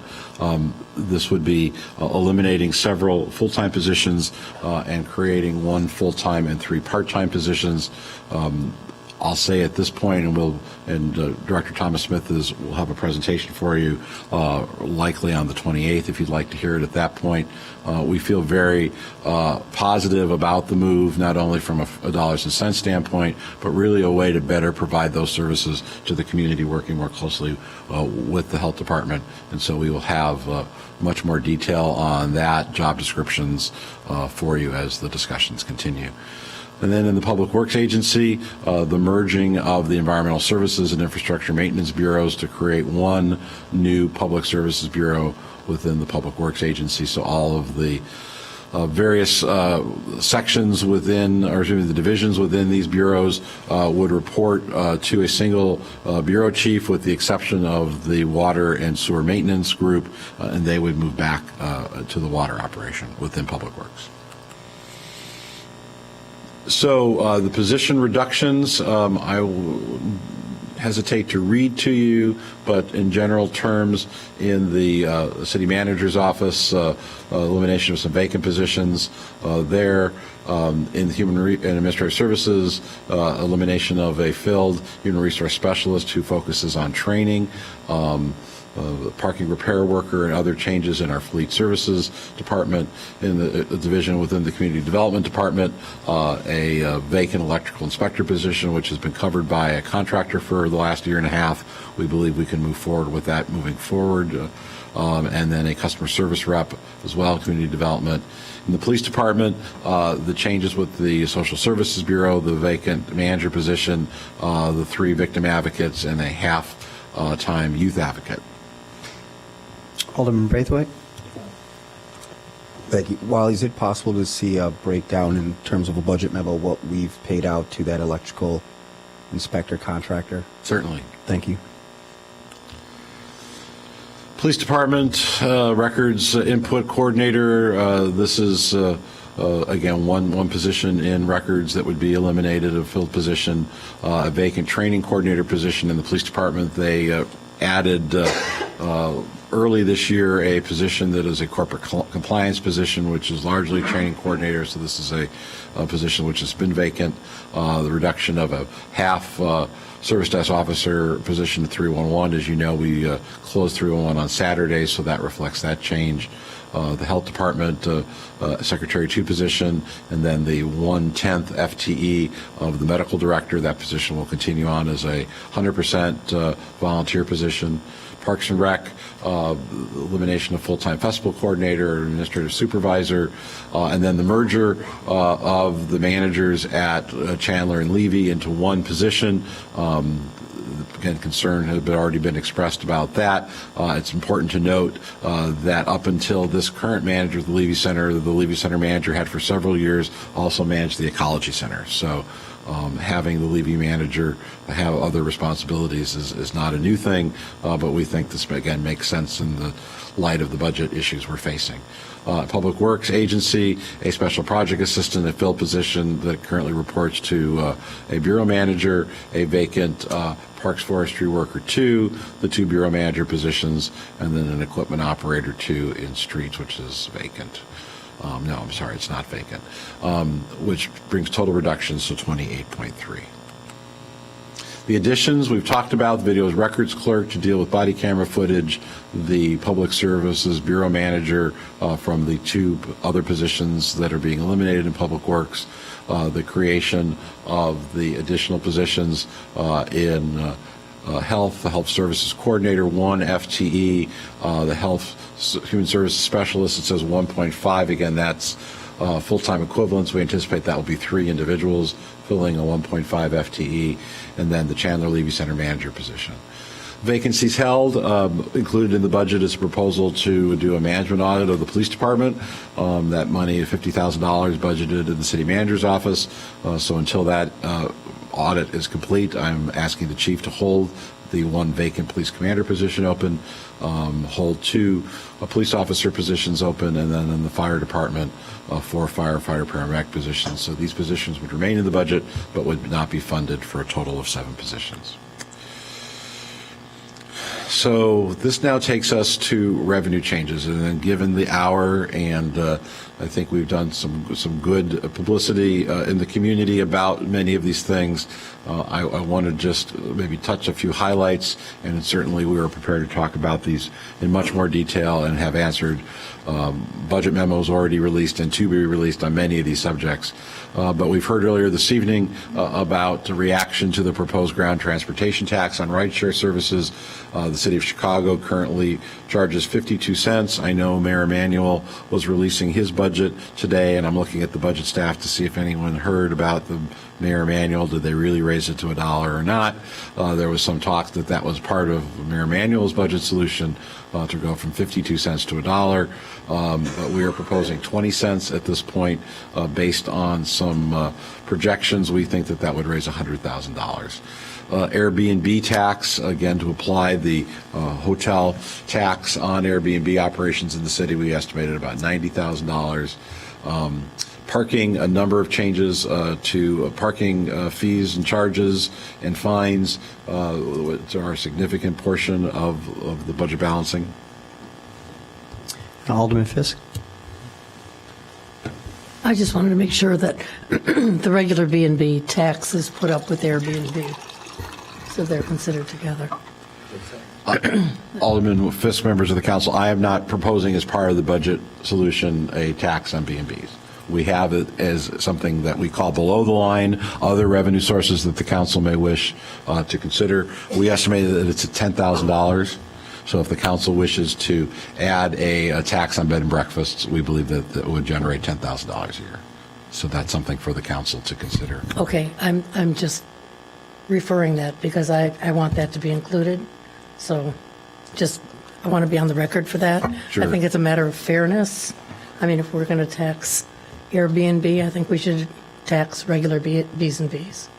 So, Mr. Mayor, members of the council, I think the past practice has been that we would consider those proposals, at the conclusion of these overall presentations. So, beginning on Saturday the 28th. So, again, we've been able to assess the dollar amount. So, if Alderman Fisk, if you're all right, holding off on any kind of straw vote on that until the 28th. Right. I just wanted it to be on the record. Okay. Very good. So again, multiple changes to the parking taxes, fees and charges, and then, as I mentioned, changes into the transfer from the water fund for administrative costs, as well as increased return on investment for water sales reflected through the new water sales to the city of Des Plaines. That all brings us to $2.3 million. On the general fund reduction side, so of the $6 million, 2.3 is revenue. The balance are cuts. As I had mentioned, I've asked each of the departments under my direction to take a 4% cut to their baseline budget, and I am respectfully requesting that the City Council and the City Clerk do the same. $19,928 for the council, $11,020 for the City Clerk. Other reductions now in the city manager's office, as I think we've talked about previously, a $400,000 reduction in economic development funds. This would not include staff. It would not include the facade improvement program or the assistance to neighborhood business associations, but this would be the dollars that the city has used for larger economic development projects. The $50,000 for the police management audit we've talked about, some adjustments to where some positions are paid for and shifting those positions to other funds. We've already discussed the changes in the rest of those positions. In the law department, some small adjustments to their costs. However, I am proposing that we add a $20,000 line for hourly billing software. I believe that as we move forward, it's important to more closely track the hourly billing of our law department to make sure that we are managing those resources in an appropriate way. So. In consultations with Alderman Wilson, we think that that's at least a reasonable dollar amount to start looking for a software system to support our in-house attorneys.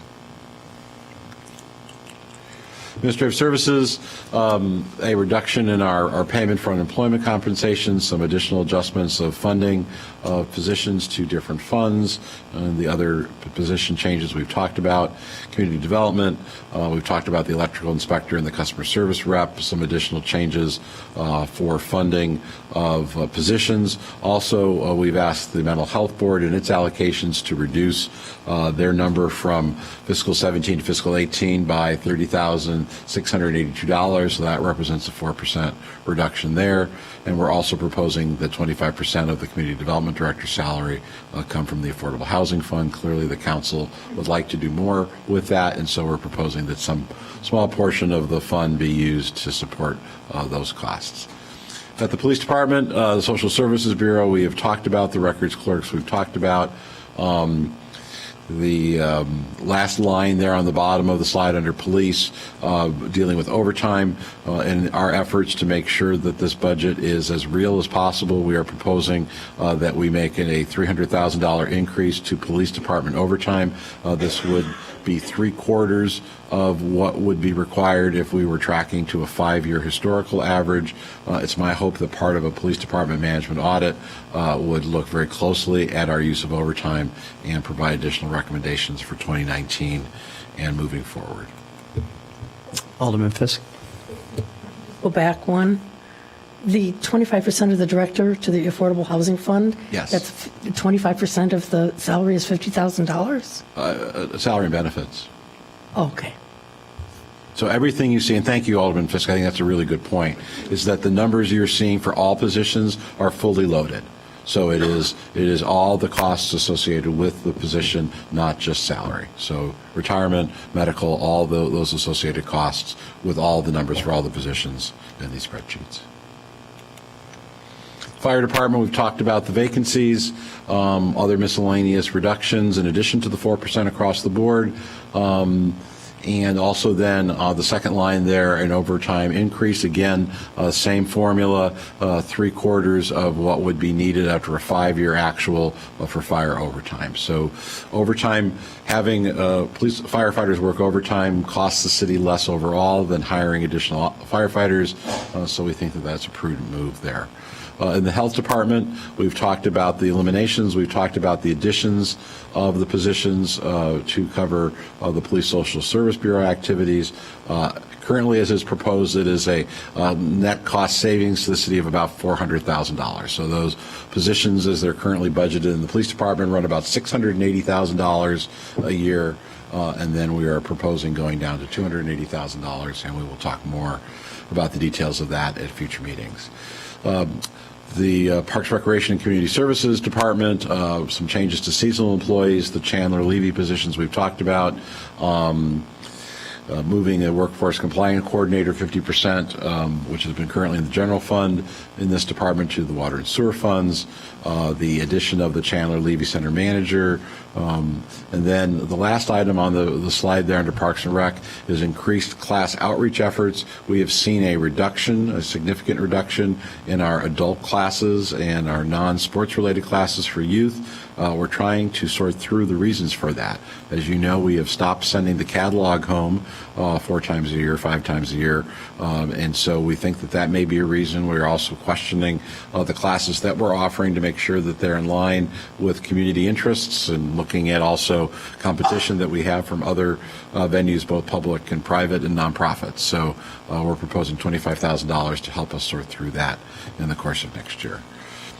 Public Works Agency, we've covered, I think, all of the staffing issues here. There are reductions regarding snow. We have looked at our snow spending in what we would have otherwise considered a regular winter. I don't know what a regular winter is anymore, but based on several years, not including last year, of snow, we believe that we can make adjustments in our police overtime, our public works crew overtime, and our salt spending with some significant dollars there. So this would still leave us with very full budgets to combat snow, but the department management feels we can make those reductions and still put all necessary resources towards snow removal as required. I think that covers the major points there. So the total reoccurring expense changes is $4,690,912. Other one-time expense changes we're proposing, we believe we need to put some additional dollars in the insurance fund. And so we're proposing on that first line there a $400,000 one-time transfer to the insurance fund to cover some pending solid waste claims. And then the last line there, an increased transfer of $700,000 to cover other pending claims. A change in how we process credit card payments should save us $50,000 a year. The corresponding reduction in health insurance costs for our part-time employees to correspond with our full-time employees is $100,000. And then we are proposing 3 furlough days for next year. Labor Day, where City Hall is already closed. President's Day in February, where we have been historically open but would close. And then Monday, December 31st, a date that would otherwise, where we would be open, we're proposing that we would close. And then finally, to budget all salaries, not at 100%, but at 99.5%, given the comings and goings of staff and retirements. Oftentimes salaries come in less than budget. Almost all times salaries come in less than budgeted, and usually more than this 0.5%. But in order to help us balance our books, we're proposing to budget salaries at $278,000. So those one-time expense changes, $4.37 million. So looking at how this all balances out, again, if you recall, a deficit of $6,097,796. With these adjustments as proposed, we are proposing then the budget could be balanced then with a surplus of $662,858. Proposed next steps, we'll talk about the capital improvement plan on next Monday, the 23rd. The debt issue regarding our current debt limit, $113 million, and Mr. Lyons will take you through all the details there. Then on October 28th at 9 a.m., the proposed budget hearing, the truth in taxation hearing, the introduction of all the ordinances for the tax levy, and then hopefully the City Council will begin its deliberations on the budget. We are prepared and are proposing to you that then you would have November 6th, 13th, 20th, and 27th to complete your work on the budget based on what you think you need, and certainly I think we can talk about that as we move forward. The 6th is the first Monday in November, so would ask that you keep time available there. There would be a Human Services meeting that evening that's already scheduled, which we'll need to go forward, so we would need to do both. But certainly time on November 13th and November 20th. I think our hope would be is that Monday, November 20th of the Thanksgiving week, most of the decisions are made, and then the council would then adopt the budget on Monday, November 27th. So again, capital improvement we'll talk more about on the 23rd. It just gives you just a sort of a little preview of a lot of money that we are proposing to spend on capital projects. The budget calendar, as we've talked about, and again, I think all the Mondays in November are available to you if you should need them, with looking for adoption on November 27th. So, Mr. Mayor, members of the council, I'm very pleased once again to have the opportunity to present a budget. This is certainly a more difficult budget than we have had the last several years, but let me go back to my comments at the very start of the presentation that Evanston is a strong community. The city government has a very diverse revenues. We're also asked by our community to provide a whole variety of different services.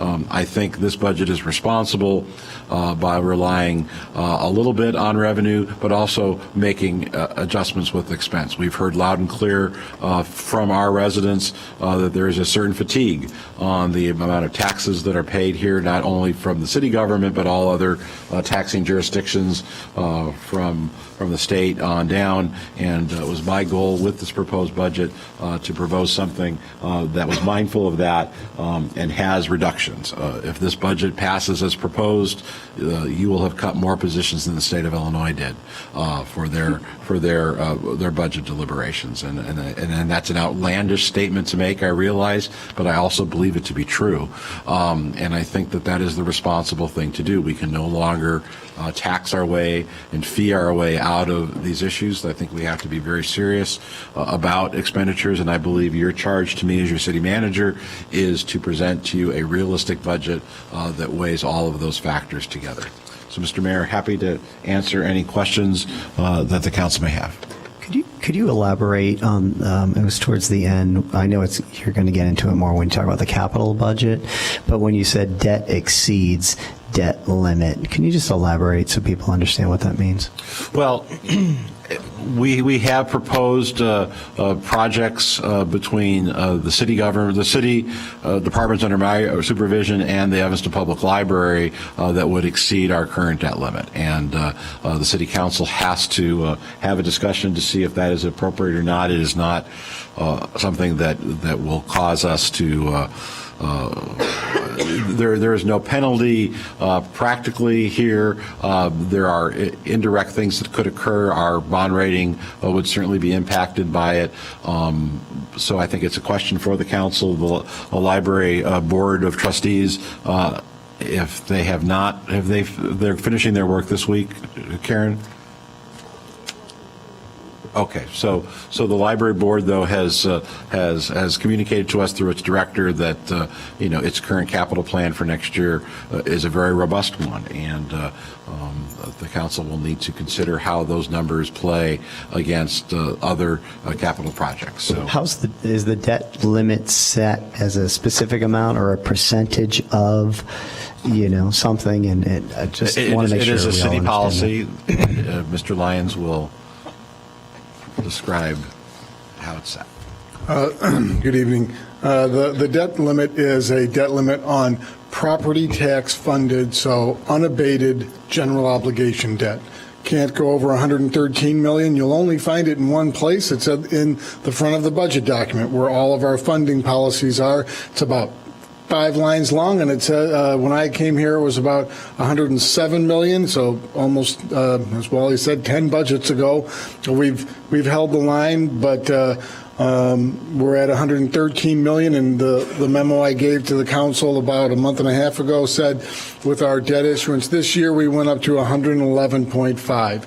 We'll retire about another $10-12 million next year, but we will add 10 to 12 million for our regular capital, 10 for Crown, 6 for library. So it's that $16 million, 10 for Crown, 6 for library. That is what we will need to discuss as far as a debt limit. I don't want to, it's late. I'll have some discussions about what our assessed value is, what our ratios are, to help, fill out the discussion on the what kind of a decision that can be made and where it puts us historically. We will still not be at a high for our GO debt at all by any means when you look at that historically. I'd also be interested in the probability that an increase in the debt limit affects our bond rating and what our interest borrowing or carrying money would be, how much more that would be, to the extent that you can.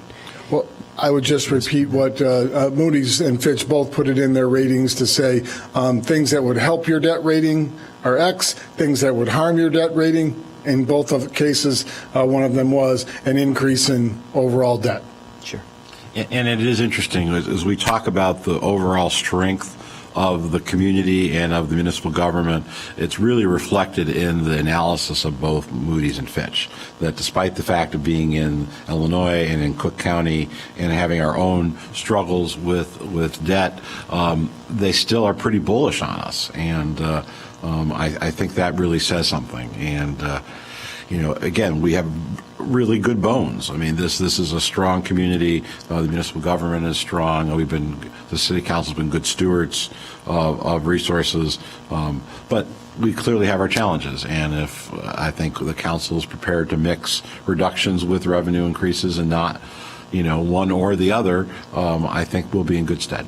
One of the things they also said was increasing the fund balance. So having that $660,000 ending general fund surplus on one of the slides is partially by design to say that we would be saying to Moody's and Fitch, yes, we're going to go up a little in debt, but yes, we're also bringing our fund balances in the general fund up, which is also a comment they said for us to do. So we'll keep that balance going and try and keep our bond rating right where it's at AA2 and AA plus from Fitch.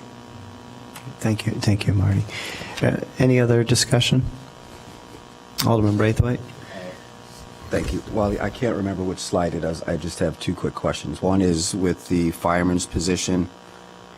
So there are 4 positions at 540. Can you just explain to me, that 540 is a big number. It's like $500,000, a little bit more. And so the plan is not to hire the 4 positions, correct? And the fire chief is here, and I would welcome him to his first budget deliberations. Welcome, Chief Scott. I'll let him answer this question. So it's two-part. One is, over the years we've seen an increase in the numbers of calls, and there's always been a concern about personnel. So that's and I've met some of the guys a couple of weekends ago, and they're confident that they can handle the high volume and still maintain all the service levels. So I want you to speak to that. And then whether Marty or Wally, what happens with that $540,000 that's still sitting in our budget? Well, to the first piece, first of all, Mr. Mayor, members of the City Council, Fire Chief Brian Scott, good evening. To your question, Alderman Braithwaite, is given the fact that we're going to maintain daily service levels with the staffing, with the overtime, there'll be no impact to the community with respect to service levels. There is, as I mentioned, increased overtime, but fortunately the fire department has a system of voluntary overtime where these guys are volunteering for that extra duty each and every day. So I'm not seeing any increases at this point with mandatory hirebacks. So that's a good sign, but we have to keep an eye on it. Okay. And then as the city manager mentioned previously, that $540,000, that's a full package of salary, benefits, and everything. Pension, got it. So that's where that number is coming from.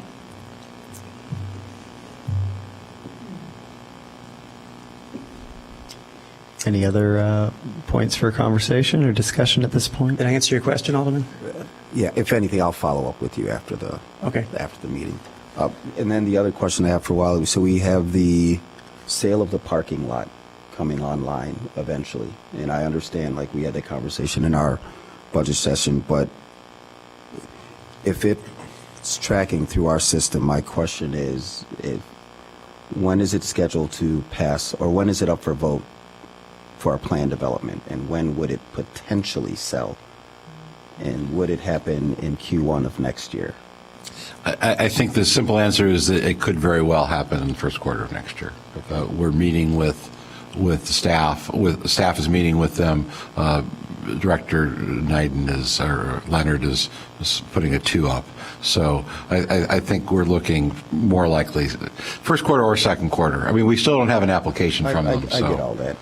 But she'll be back from maternity leave by then, so then we'll make sure that it's before the council at that point. But $4 million is a big nut. I mean, it's a big number. And it's not included anywhere in this budget. Crystal clear on that. I would be just curious to see what it would potentially look like in terms of, because it's going to drop into the budget eventually if everything holds steady. And that's entirely up to the councils. Crystal clear. Yeah, I get it. Yeah, I don't want to count that chicken. All right. Yeah, and I think Let's go to- we talked about having that discussion next year, where to allocate the $4 million. Right. Gonna hold on. When it happens. All right, when it Alderman. Let's go to Alderman Fisk. Yeah, I want to follow the order here, Alderman Fisk. I just, thank you for the question, but I want to make it absolutely clear to everyone that it was not the council's intention to sell the library parking lot to balance the budget. No, crystal clear. So, Crystal clear. just want to make sure everyone understands that. Agreed. Any other discussion? Okay, seeing no lights, thank you, City Manager Bob Kowitz and your staff for helping start this off and give us all in the public a sense of what the proposal looks like from the City Manager's office. With that, I'd like to go to a call of the wards. Alderman Nguyen. Thank you, Mr. Mayor. I have one announcement. There will be a Third Ward Town Hall meeting on Thursday, October 26th at Lincoln School from 7 to 8:30 p.m. Thank you. Terrific. Alderman Wilson. Thank you. And there will be a 4th and 2nd ward meeting, myself and Alderman Braithwaite, on October 26th at 7:30 p.m. at the Crown Center to discuss non-development items. So focus on the budget, and I know that there are a number of other concerns in the community, so we want to give people time to discuss issues not related to the pending developments. Terrific. Alderman Ruth Simmons. Thank you. Just want to invite everyone to our 5th Ward meeting this Thursday, 7 p.m. at Gibbs Morrison. City CFO Marty Lyons will be there to discuss the budget and answer any questions there. I also want to remind you to participate in breast cancer awareness and go out to Ebony Barbershop and hang a ribbon in honor of someone fighting or lost to cancer. Thank you. Thank you. Alderman Severnich. Combined 6th and 7th Ward meeting at Three Crowns, November 2nd, 7 p.m. to discuss the budget. Terrific. Thank you. Thank you. Alderman Rubel. Just Alderman Suffredin has said it all. All right. Alderman Rainey. We had a wonderful 8th and 9th Ward budget meeting, well attended. City Manager gave a great presentation. There's going to be the first Peckish Pig capital fundraiser at Peckish Pig for the next great project on Howard Street. Theo Ubeque's coming to Howard Street at 72123 Howard Street on the 22nd of October, and many of you will be getting an invitation. Great. Thank you. Alderman Fleming. I also want to thank the 9th Ward residents who came out to the joint ward meeting last week. I want to welcome Ice House Art Gallery that just opened up on the corner of, let me get this right, South Boulevard and Custard, I think. I think that's not right, but anyway, sorry. Don't laugh, Bill. And also just wanted to remind everyone to be safe out there. I was, again, today helping a biker who was doored. I know that no one means it, but if you can just remember, we have these lovely bike lanes. We have people who are riding in them. So if you can remember when a passenger is opening the door, if you just take a couple more seconds and pay attention, that we don't injure our bikers. Thank you. Alderman Fisk. Yes, thank you, Mr. Mayor. Two things. First of all, a special First Ward meeting on October 24th at the Marion to discuss their proposal for the site at 1621 Chicago Avenue. So I hope all First Warders will come out. It's at 7 p.m., so there'll be refreshments too, so everyone come. The second thing is I want to congratulate Northwestern University on what I believe was the 6th place finish in the national competition held by the U.S. Department of Energy. It was the Solar Decathlon, and you should go to the website and look at these homes that these various teams designed. The Swiss team won, as you might expect, they would win, but Northwestern did a great job, and this is held in Denver, I think, but they have all the houses there, and I'm going next year, so if anyone wants to go with me, come along. But I think as we think about in terms of looking at micro houses or ideas like that we should take into consideration the great work that these teams are doing. It's really wonderful. So if you go U.S. Department of Energy Solar Decathlon, you can click on the little link. It'll show you little videos, and they'll just continue playing. But on all of the houses, all of the things they've done, all of the elements of the competition that included architecture, market potential, engineering, communications, innovation, water, health and comfort, appliances, home life, and energy. So it's really cool. So everybody go take a look. Thanks.